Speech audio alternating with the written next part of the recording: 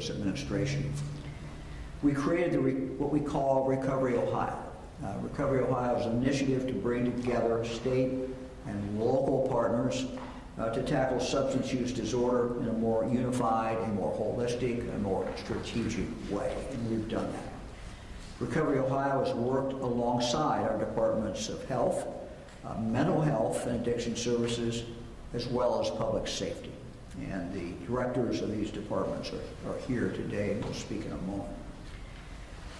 We've also involved several other of our agencies with the goal to launch one of the nation's most comprehensive and aggressive strategies to address these challenges. We have steadily been building our programs and our efforts over the past 5 years. With an issue as complex as drug use and addiction, it certainly takes a holistic plan, an all-in approach to make a difference. And even then, it takes a long time to demonstrate success. The latest data that we are releasing today shows that we are making progress. Today, I'm pleased to share that Ohio saw in 2023 a 9% decrease in deaths that year.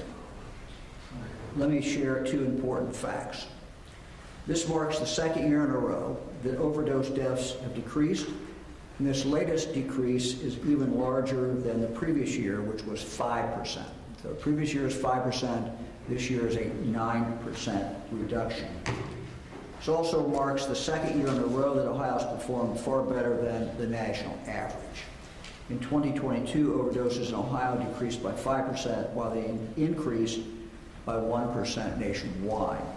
In 2023, overdoses in Ohio decreased, as I said, by 9%. While this time they also decreased nationwide, but that was only 2%. So 2% nationwide, 9% in Ohio.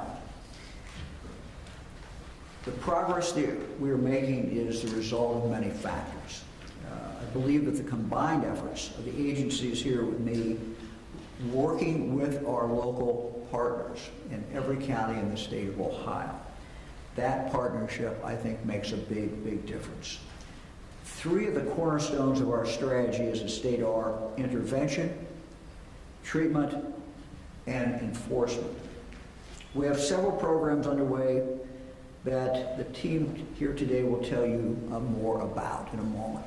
But I want to highlight just a few areas where we've been especially successful. And I'll give you kind of a Cliff Notes version, I'll give you more details. First, intervention, particularly in regard to the use of naloxone. Ohio has been a leader in providing expanded access to life-saving naloxone. The Ohio Department of Health's what we call Project Dawn, deaths avoided with naloxone, Project Dawn. Through the Ohio Department of Health, we distribute free naloxone kits throughout the state to help individuals respond to potential overdose deaths with life-saving naloxone intervention. We've been aggressive in this regard. The Ohio Department of Health has increased the number of naloxone kits we've distributed by 520% since 2019. We distributed last year 291,000 kits last year. These kits are in fact saving lives. Last year alone, the Ohio Department of Health confirmed more than 20,000 overdoses were reversed with the naloxone obtained through our administration's Project Dawn. Now that's a conservative estimate. We feel confident in those over 20,000. We believe there are many more besides that. We continue to increase and provide easy access to life-saving naloxone in Ohio's public areas and online at naloxone.ohio.gov. Treatment. We're also expanding access to treatment and recovery services for individuals struggling with substance use disorders.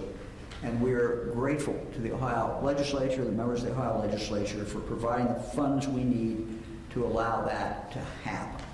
First, the number of providers offering comprehensive opioid treatment, counseling, and other support services has more than tripled in Ohio since 2019.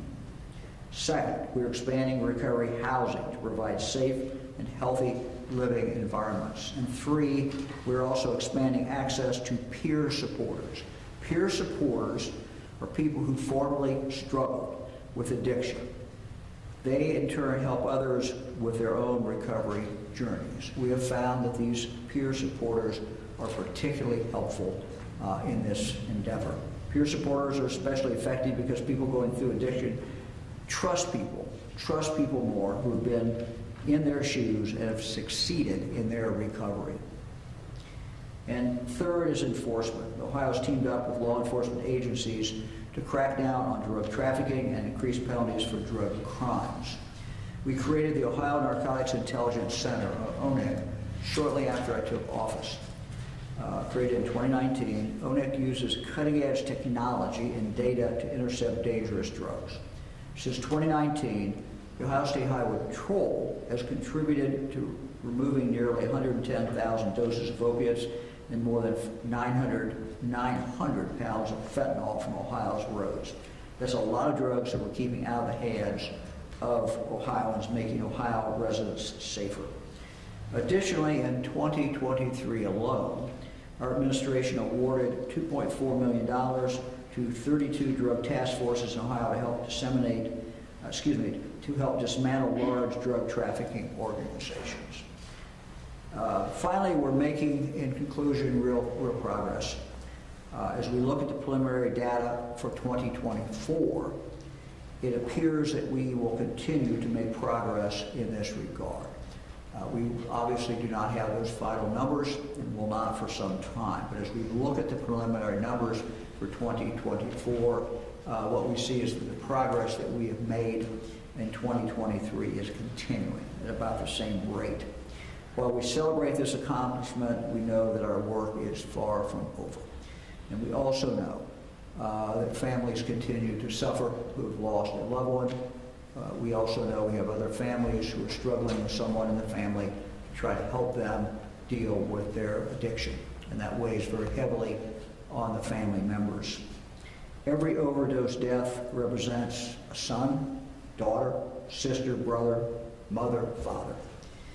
We owe it to every Ohio family, every person struggling with addiction, to continue this battle and continue to do the things that we are doing and continue to look forward to saving more lives. Now let me introduce Dr. Vanderhoff to give you some more details.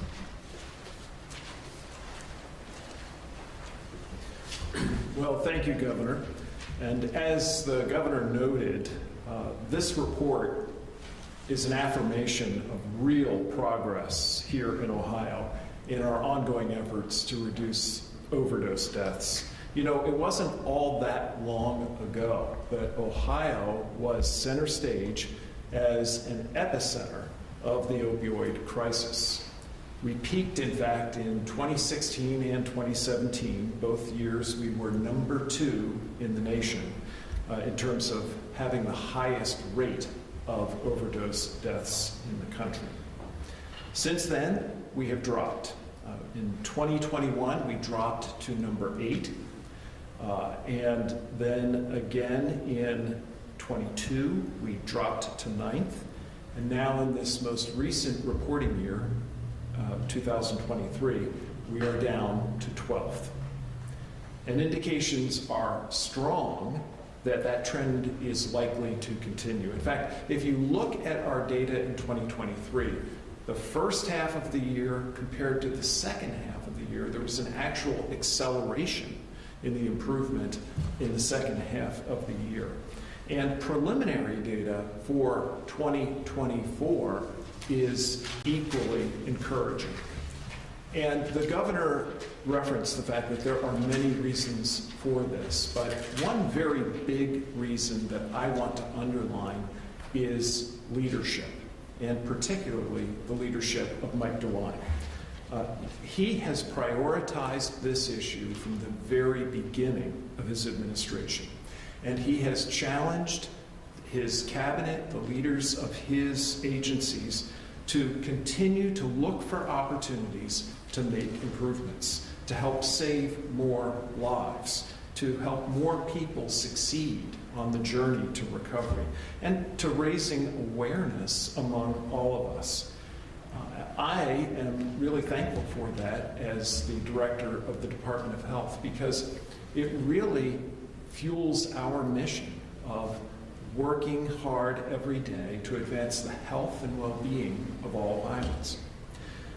The governor referenced one of our programs, the Ohio Department of Health naloxone distribution program.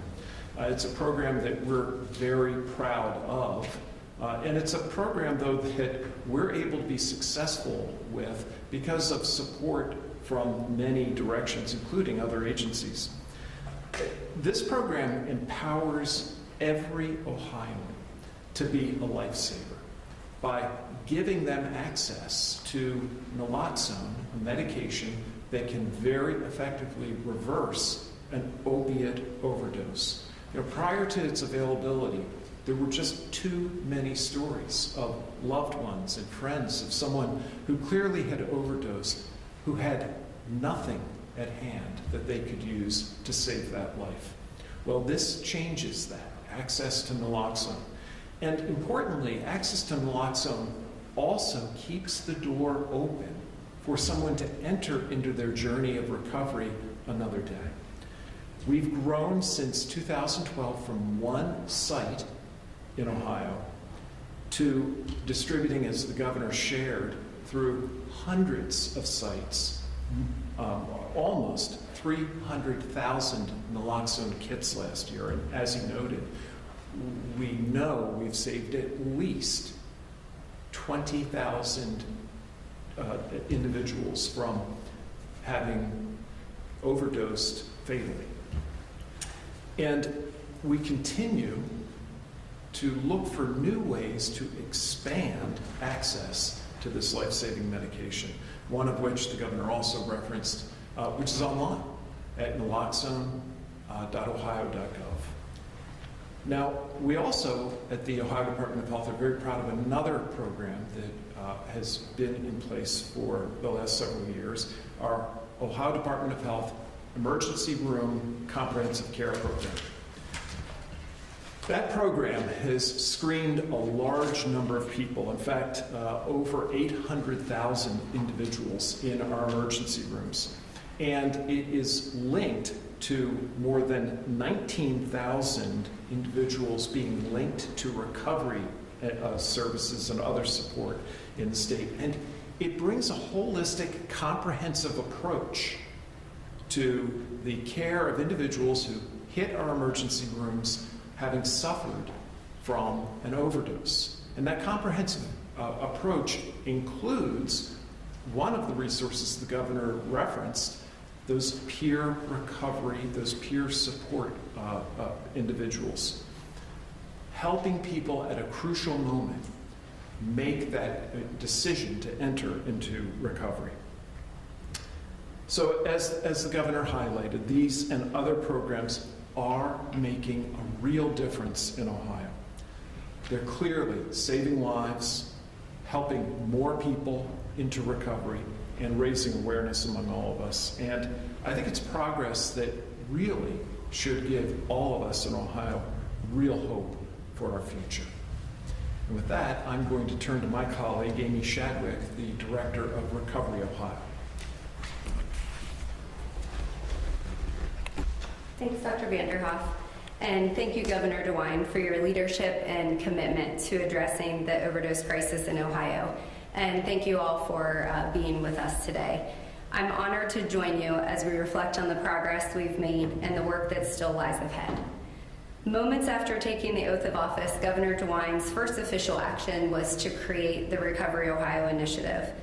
This bold but necessary step demonstrated his commitment to lifting up our state and addressing the toll that addiction and mental health have taken on Ohio. The governor's deep commitment to addressing substance use disorder reflects his understanding of how critical this issue is to the well-being of Ohio's families, communities, and workforce. He has made it clear that saving lives and supporting recovery are central to creating a healthy and thriving state. I'm humbled to serve as his Director of Recovery Ohio, I care about this work on a professional and personal level, as I have a family member who is in recovery from a substance use disorder. As the governor mentioned, Ohio saw a 9% decrease in overdose deaths in 2023, our second consecutive year of decline. This achievement is a testament to our comprehensive strategy, which combines prevention, harm reduction, treatment, interdiction, and recovery efforts. Behind each of these numbers is a family saved and a family spared the heartache of loss, like my family.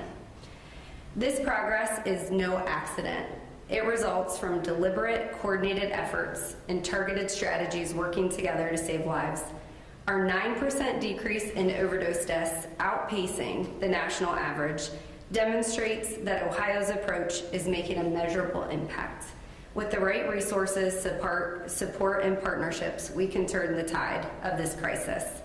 As you heard from both the governor and Dr. Vanderhoff, harm reduction remains a cornerstone of our strategy, and naloxone is at the center of this life-saving effort. You heard the numbers about naloxone distribution and overdose reversals, but we're doing even more to put this life-saving medication into the hands of people who need it. As we mentioned, Recovery Ohio is about collaboration, and it's about challenging our state agencies to do more. So we've also partnered with the Ohio Department of Transportation to place 130 naloxone cabinets at 65 rest areas across Ohio, plus 14 more of those same naloxone cabinets at service plazas, working with the Ohio Turnpike Commission. We also partnered with the Ohio Department of Education to offer nalox boxes to colleges and universities, and 58 colleges and universities have installed naloxone cabinets on their campuses. As you heard from Dr. Vanderhoff, we've also launched naloxone.ohio.gov. That website is a website where any Ohioan can request free naloxone to be mailed directly to their home. This resource also allows people to order fentanyl test strips, providing an additional tool to prevent overdoses and support safer decision making. Those fentanyl test strips help keep people alive so they have a chance to find treatment and experience what life is like living in recovery.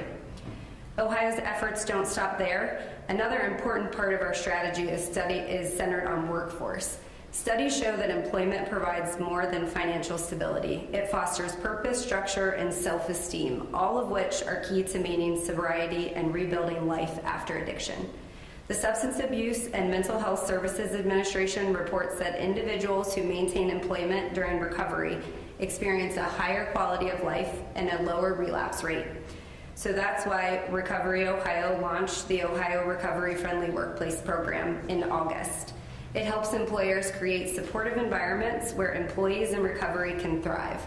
To date, we've designated 33 businesses as recovery friendly, and we're working with more companies to provide training and education and resources that reduce stigma and foster recovery and mental health support.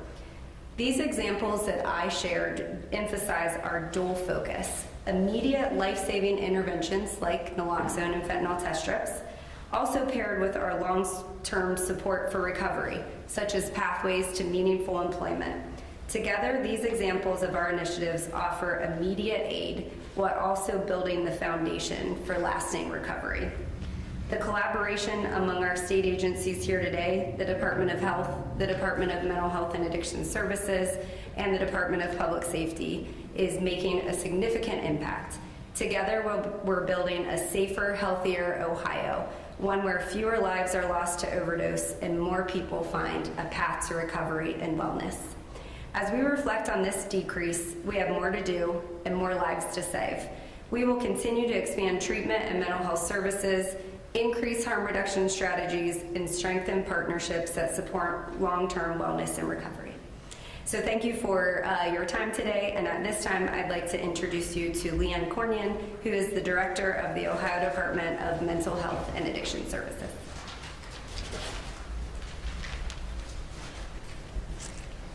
Thank you, Director Shadwick. Today's data provides a glimmer of hope that our state's efforts to save lives from opioid overdose deaths is having an impact. We know that naloxone saves lives, treatment works, and recovery is possible. Our progress as a state is worth celebrating, but now is no time to lose our focus or our resolve. At Ohio MOS, we are committed to making behavioral health services and supports more visible, accessible, and effective for Ohioans. We are doing this in a few ways. First, increasing the availability of opioid treatment providers, expanding recovery housing, and growing our peer support profession. Across Ohio, opioid treatment providers are addressing the whole person needs of nearly 38,000 unique Ohioans, delivering medication for opioid use disorder, counseling, infectious disease prevention, and so much more. In just 5 years, the number of OTPs has grown by nearly 300%, from just 35 in 2019 to 125 today, with an additional 15 in process. And we're striving to meet the needs of Ohioans where they are at, with 5 medication units in DRC prisons, 1 in Ohio's federal prison, and 3 in VA facilities across the state. In short, we've increased options for people accessing treatment, which means services are available when and where they are needed most. This is absolutely critical because research tells us that when a person is motivated to change, it's vitally important that he or she has access to treatment to achieve the best possible outcomes.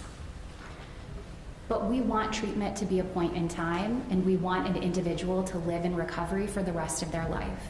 So we know that recovery services are also critical to saving lives.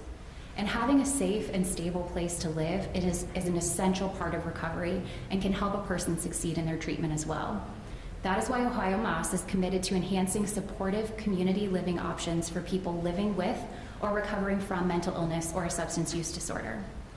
Under Governor DeWine's leadership and with support of the General Assembly, we've invested more than $73 million to help finance nearly 200 projects and thousands of new housing units for individuals with mental illness and or substance use disorder.